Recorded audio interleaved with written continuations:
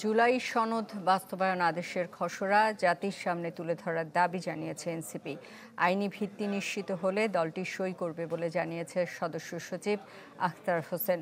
ঐকমত্য কমিশনের সাথে বৈঠক শেষে তিনি আরও জানান, জোট বা আসন ভাগাভাগি নিয়ে এখনও কারোর সাথে আলোচনা হয়নি এনসিপির।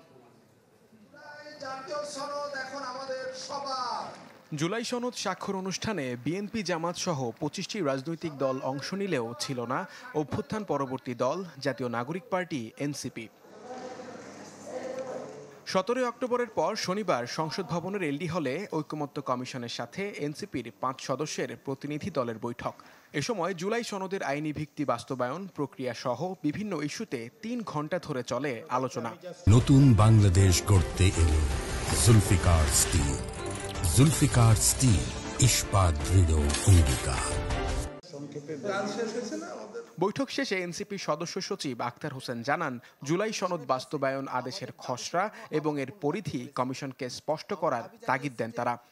জুলাই সনদ বাস্তবায়নের যে আদেশ, সে আদেশের ড্রাফট, সে আদেশের বিষয়বস্তু, সে আদেশের পরিধি, প্রত্যেকটা জিনিস জাতির কাছে উপস্থাপন করতে হবে।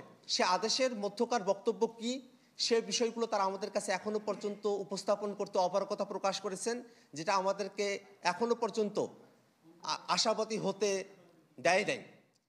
এক প্রশ্নের জবাবে এনসিপি নেতা জানান, জোট বা আসন ভাগাভাগির বিষয়ে এখনো কোনো দলের সাথে আলোচনা হয়নি।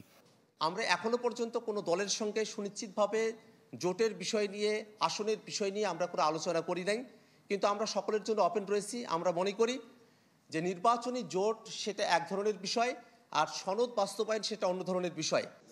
ঐকমত্য কমিশনের মেয়াদ শেষ হচ্ছে ৩১ অক্টোবর। শিগগিরই কমিশনের সাথে আবারও বৈঠকে বসবে এনসিপি। মুহাজির হক, চ্যানেল 24, ঢাকা।